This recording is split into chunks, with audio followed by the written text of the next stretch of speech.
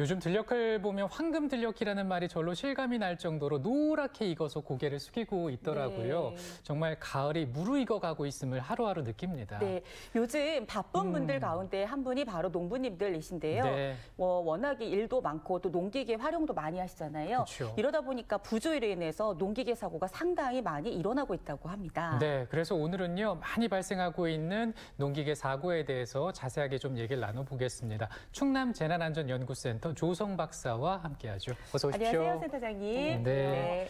실제로 얘기를 좀 들어보니까 농부들이 당하는 사고의 대부분이 농기계 사고다라고 하는데 수확철에 사고가 얼마나 발생하는 겁니까? 보통 지금 말씀하신 것처럼 이제 그 농작업을 하는 과정에서 신체에 손상을 입는 사고들의 35% 정도가 농기계 관련 사고로 나타나고 있고요. 네. 특히나 사망 사고로 이어지는 것으로 본다면은 50% 정도는 사실 농작업 중에 농기계 사고가 대부분을 차지합니다.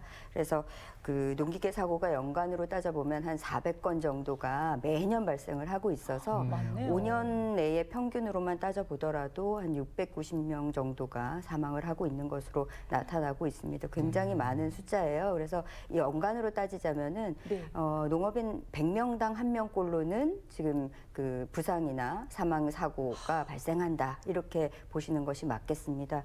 주로 영농 집중되는 시기 봄, 가을에 많은 것이 사실이고요. 그리고 월 평균으로 따져보더라도 10월이 14% 가장 많이 일어나는 시기입니다. 아무래도 수확철이다 보니까 이제 짐도 많이 실으시고 이동량도 많고 하다 보니까 이 시기에 사고가 좀 집중되는 경향이 있습니다. 네. 근데 이 사고를 이제 분석해 보니까 부주의로 인한 사고가 많다고 하더라고요. 그러면 유형은 어떤 유형이 있나요? 가장 많이 발생하는 게 사실은 교통사고예요. 아하. 이게 이제 다른 차량이랑 충돌하는 사고들이 많이 일어나는데, 뭐 신호를 무시한다거나 제대로 앞을 보지 않는다거나 이런 과정에서 충돌이 생기는 네, 사고들이 네. 있습니다. 트랙터 운전 중에는 다른 생각을 하다가 추락을 한다든지 아니면 내리막길에서 뭐 전방을 제대로 보지 않고 가다가 이제 전도되는 사고들도 많이 있고요. 콤바인이나 이런 경우에는 논으로 진입하는 과정에서 바닥면이 평탄하지 않다 네. 보니까 운전 중 부주의가 있다면 옆으로 전도되는 이런 사고들도 꽤 많이 발생을 합니다. 특히 이제 농기계들은 간헐적으로 쓰는 경우가 많고요. 또 임대를 해서 쓰시거나 요즘은 또 귀농하신 분들이 이제 초보이신 경우들도 굉장히 많잖아요. 네네. 그리고 고령이신 경우에는 또 신체적인 조절 능력이 아무래도 저하가 되다 보니까 사고 위험이 점점 네. 높아진다고 할 수가 있습니다. 보통 농촌을 떠올리면요, 뭔가 경운기, 트랙터 이런 모습이 떠오를 만큼 일상 속에 밀접하잖아요. 어머님, 아버님들도 그래서 뭔가 주의를 기울이기보다는 그냥 편하게 이 기계들을 이용하시는 것 같은데, 사실 이런 농기계들이 적합한 복장이나 뭐 안전모, 안전화 같은 것들을 챙겨서 작업을 해야 된다면서요. 아무래도 이제 농사 경험이 많으신 분들은 익숙하시니까 주의를 조금 덜 하시게 되는데요.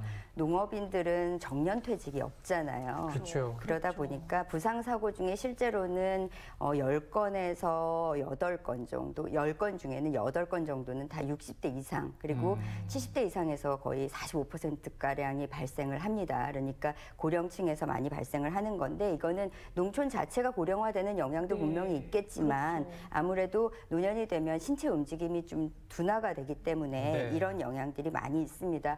그 신체 움직이는 문제이니까요. 작업 전에는 좀 준비 운동, 그리고 작업 후에도 정리 운동을 좀 하셔가지고 몸의 긴장을 푸시는 것이 좋겠고요.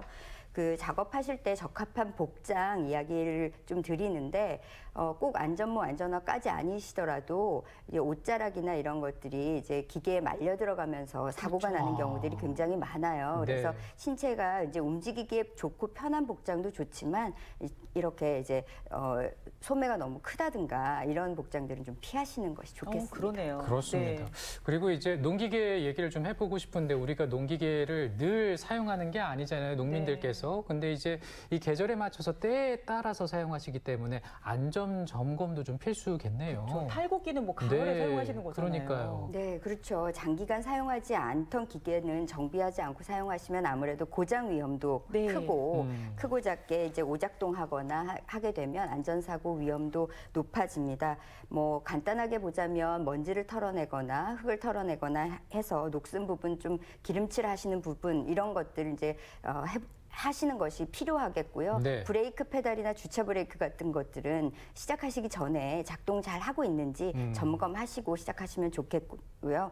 기계이다 보니까 엔진 오일, 미션 오일 이런 거 자동차랑 비슷합니다. 상태 점검하시는 것이 좋고 냉각수 새는 곳은 없는지 색이 변했거나 부유물이 있다면 교체해 주시는 것이 좋겠고요. 이게 아무래도 그 전기 배선 연결되어 있는 것들도 있기 때문에 접속부나 전구, 퓨즈 같은 것이 이제 이상이 있다면 교체하시는 것이 꼭 필요하겠습니다. 그리고 농기계 시동을 걸어서 정상적으로 작동을 하려면 예열 시간도 필요해요. 그래서 3, 4분 정도는 예열하시고 작동하시면은 더욱 안전하게 이용하실 수가 있겠습니다. 네. 정말 잘 챙겨야 되겠습니다. 그렇습니다. 그리고 왜 새참 드시면서 한잔 하시는 경우도 맞아요. 있을 수 있는데 실제로 농기계를 음주하고 난 다음에 이렇게 운행하셔서 일어나는 사고들이 꽤 있다면서요. 사실은 굉장히 많아요. 그렇군요. 네, 그 농기계뿐만 아니라 네. 사실은 실제 자동차도 운전하셔가지고 문제가 되시는 경우들이 꽤 많이 있는데 네네.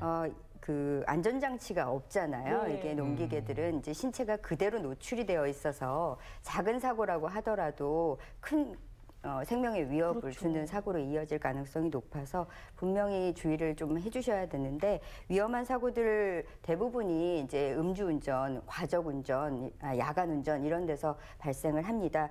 특히 이렇게 음주하셔가지고 식사 중에 이제 약주 한잔 하신다거나 하면 아무래도 집중력도 떨어지고요, 판단력도 떨어지다 보니까 기계 작동하실 때는 좀 그 절대로 하시면 안 되겠고요.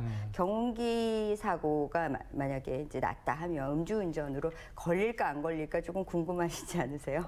궁금해요. 어떻게 돼요? 어떤가요? 네, 사실은 이제 경운기 같은 농기계는 자동차는 아니기 때문에 네. 처벌 대상은 아닙니다. 그렇지만 만약에 음주를 하셨다가 사고를 유발했다라고 한다면 도로교통법이나 특례법상의 처벌을 받으실 수 있는 가능성도 있거든요. 반드시 처벌이 아니더라도 이제 음주운전 하지 마셔야죠. 그럼요. 네. 그리고 이 농기계도 기계마다 작동법들이 까다롭잖아요. 그러면 농기계 뭐 면허증 이런 게 있지는 않은지 이런 생각도 좀 드는데 농기계 어떻게 되나요? 면허증. 네, 뭐 자동차는 아니니까 말 그대로 운전면허증이 꼭 있는 것은 아니지만 농기계 운전 기능사라는 자격증이 있습니다. 처음 들어보신 분들 많으실 것 같습니다. 이제 경운기 운전하는데 뭐 면허증 가지고 하냐 이렇게 생각을 많이 하실 텐데요. 네네. 이 농기계 운전 기능사 자격증은요.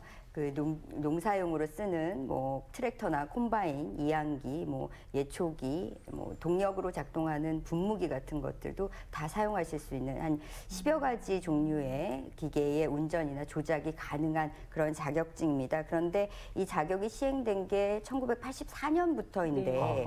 현재까지 이 자격을 가지고 계신 분들이 한 3천여 명밖에 되지가 않습니다. 이렇게 활성화되지 못하는 이유는 아무래도 이게 뭐 공용공간에서 쓰는 게 아니라 그 농사 짓는 지역에서만 사용을 하시잖아요. 그리고 뭐 내가 가지고 있는 기계를 쓰는데 무슨 그렇죠. 자격증까지 있느냐라고 생각하셔가지고 조금 무관심하게 여기시는 경우가 많아서 좀 모르시는 경우들이 많은데 실제로는 기계나 뭐 이런 운전 작동을 하셔야 되는 입장에서는 당연히 어떤 특정한 자격을 가지고 운행을 하시는 게 다 맞겠죠. 그러다 보니까 요즘은 이제 임대하시는 분들도 많고 해서 꼭 네. 필요한 자격이고요.